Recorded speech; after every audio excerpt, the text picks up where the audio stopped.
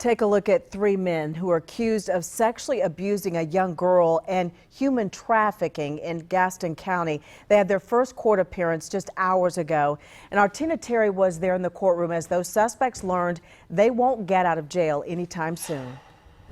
Yeah, in court, that judge said he needs to hear a lot more information from both sides before making any decision that could allow those men to get out of jail here.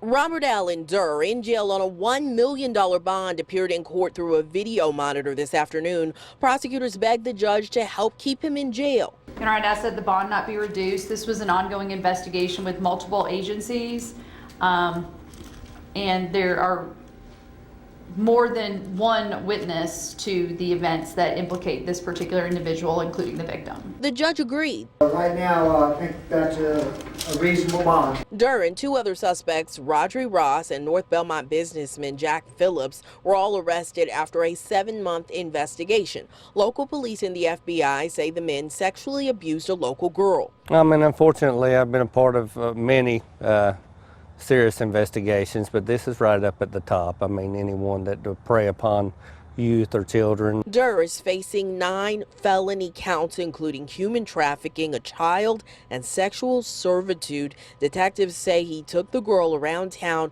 offering her up to men for sex. Ross is charged with kidnapping and statutory rape. Phillips is also charged with statutory rape. Detectives say some of the abuse may have taken place inside his North Belmont business. We tried to find out more about the business and what happened, but didn't hear back from investigators today. Phillips' attorney asked a judge to lower his $500,000 bond today. We would ask that his bond be reduced to at least about $100,000, Your Honor. He's willing to do whatever it takes, the ankle monitoring, anything of that nature, to be able to make a bond. But I'm going to need to know a lot more information from both sides before I delve into reducing the bond on this. Yeah, family members were in the court today. They did not want to talk to us on camera. Prosecutors did not say how Durr met that young girl in the first place. For now, all of those men will remain here in jail unless their attorney schedules a special bond hearing to argue about lowering those bonds. Back to you, Erica. Right, the accusations, those charges, certainly hard to hear, very disturbing. Thank you, Tina, for the update. I know you'll follow the case for us. We know that there may be more victims out there, people who have not been rescued from this type of situation. If this is you or if it's someone you know, you can call the human trafficking hotline. The number's 1-888-373-7888, or you can text to 233-733.